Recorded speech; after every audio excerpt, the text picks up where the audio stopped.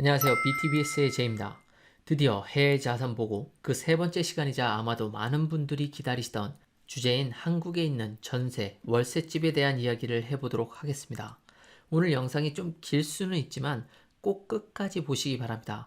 그 어디에서도 보지 못하신 내용이 들어있을 거라고 자신합니다. 그럼 시작하겠습니다.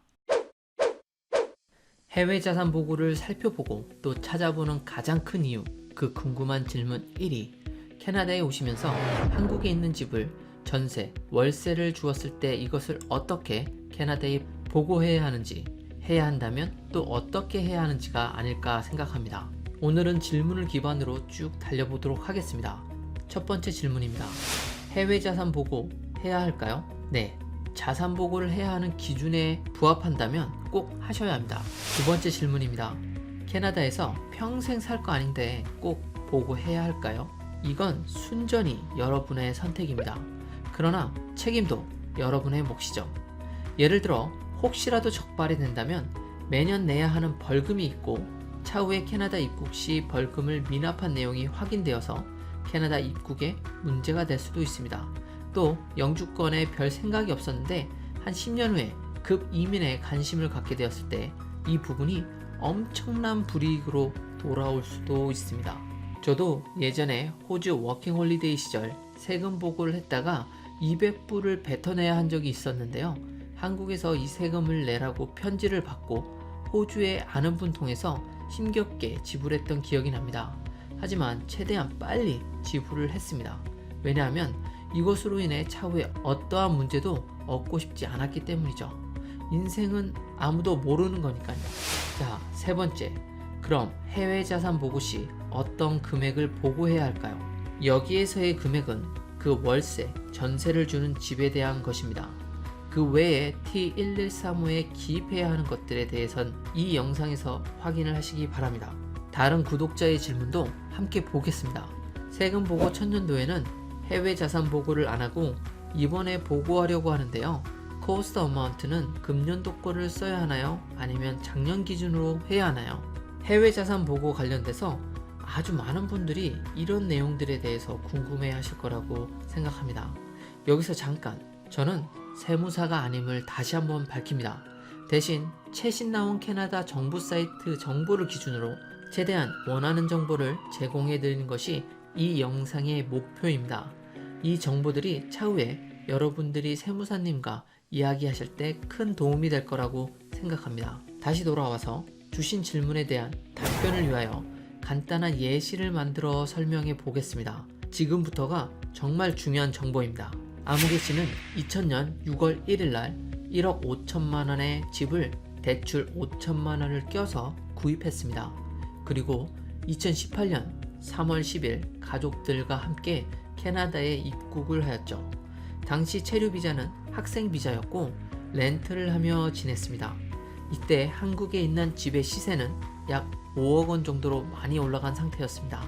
그리고 캐나다 입국 한 달 전부터 5천만 원 보증금에 월 90만 원씩 받는 월세를 주었습니다.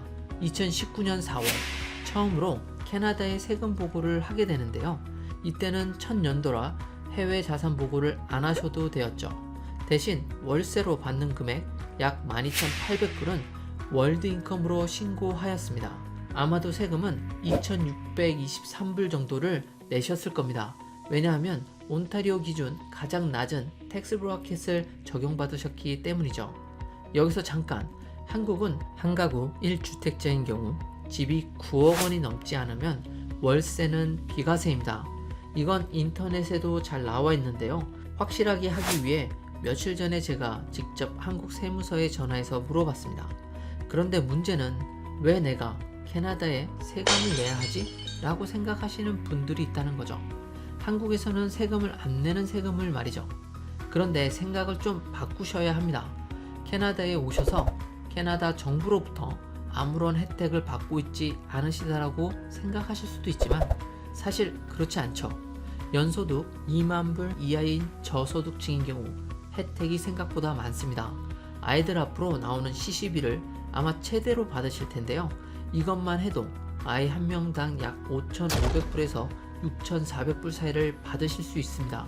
이분 같은 경우는 입국 후 18개월 후에 받으시겠지만 낸 세금보다는 더 많이 돌려받으실 겁니다.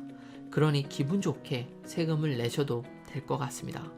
관련되어 자신의 레지던스 스테이터스를 확인하는 방법과 그에 따라서 CCB 신청이 가능한지는 이 영상을 통해 확인해 보시기 바랍니다.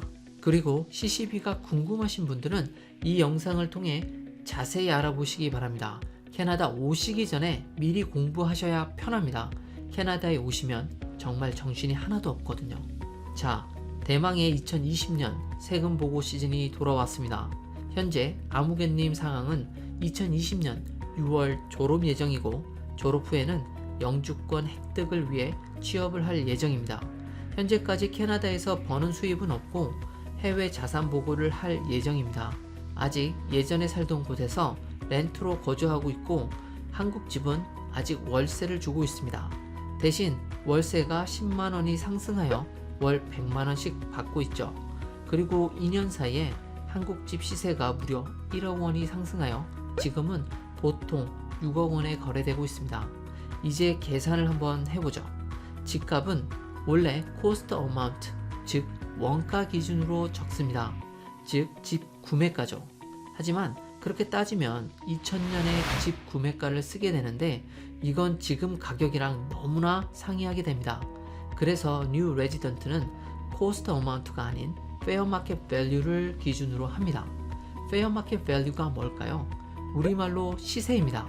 다시 말해서 우리는 입국 시점에 집의 매매값을 확인해야 하는 것이죠. 정확히 말해서 2018년 3월 10일입니다. 그런데 어떻게 확인할 수 있을까요? 여기서 잠깐 혹시 이거 아시나요? 캐나다에 입국하실 때 그 날짜의 환율 기준으로 페어 마켓 밸류를 환산하셔야 한다는 것이죠. 이 문서는 캐나다에 오시는 분들이 반드시 보셔야 하는 문서 중 하나인데 저조차도 이번에 처음 봤습니다. 돌아와서 이제 어떻게 이 페어 마켓 밸류 부분을 확인할 수 있을까 하는 부분은 제가 따로 영상을 만들어서 올리도록 하겠습니다. 사실 이 부분도 이 영상에 포함시켰다가 너무 영상이 길어져서 따로 다른 영상으로 제작하기로 결정하였습니다. 여하튼 이것과 관련돼서는 좋은 정보들을 잘 찾아 놓았으니까요. 많은 기대해 주시기 바랍니다. 그래서 금액 계산을 위해 필요한 정보는 다 모였습니다. 여기에서는 제가 유사 매매 사례를 통해 집 가격을 추정해 보았습니다. 2018년 3월 10일 입국 시점으로 집값은 5억 원이고 당시 환율이 850원이라고 할 때 집 가격을 캐나다 달러로 환산하면 58만 8,235불이 됩니다. 바로 이 값이 집 가격으로 보고할 금액이 됩니다. 추가로 월세에 대한 내용도 한번 계산해 보았습니다. 월세처럼 1년에 걸쳐 주기적으로 들어오는 금액을 달러로 변환할 때는 1년 평균 환율을 적용할 수 있다고 되어 있습니다. 이곳을 클릭하시면 1년 평균 환율을 확인해 보실 수 있습니다. 2019년 평균 환율은 0.0011 캐나다 달러입니다. 따라서 1년 동안 받은 금액 1200만원에 환율을 곱해주면 총 13,200불이 됩니다. 자, 드디어 T113호에 이 금액들을 적어보도록 하겠습니다. 우선 해당 프로퍼티를 설명하기 제일 좋은 이름을 적습니다. 주소가 아마 편하겠죠? 전 임의로 강남구 XXX 유니트라고 적겠습니다. 그리고 한국에 있는 자산이니까 KOR을 컨트리 코드로 적어주고요. 맥시멈 코스트 어마운트를 저희가 계산했던 그 금액으로 적어줍니다. 코스트 어마운트 at year end의 금액도 동일하게 적어줍니다. 마지막으로 이 자산으로 벌어들인 그로스 인컴을 적어주는데요. 여기에서는 월세를 받은 그 금액을 적습니다. 마지막에는 gain on disposition이라고 되어 있는데요. 나중에 이 집을 판매했을 때 생기는 이득 또는 손해에 대한 금액을 적어주는 부분이라서 저희는 아무것도 적지 않겠습니다. 드디어 오늘 주제인 해외 자산 보고 중 전세, 월세에 대해서 모두 알아보았습니다. 모두 여기까지 오시느냐고 수고 많으셨습니다. 전세에 대해서는 얘기는 안 했지만 사실 월세와 거의 비슷합니다. 오히려 월세가 더 복잡하지 전세는 더 복잡하지 않거든요. 혹시 이거와 관련돼서 궁금하신 점이 있다면 댓글에 남겨주시기 바랍니다. 다음에는 해외 자산 보고 관련해서 생길 수 있는 페널티 또는 페어마켓 밸류를 구하는 방법에 대해서 한번 알아보도록 하겠습니다. 그리고 이 영상과 관련하여 제가 찾았던 링크들은 영상 설명란에 올려놓을 테니까요. 한번 직접 확인해 보시기 바랍니다. 마지막으로 구독과 좋아요 그리고 알람 설정까지 부탁드립니다. 감사합니다.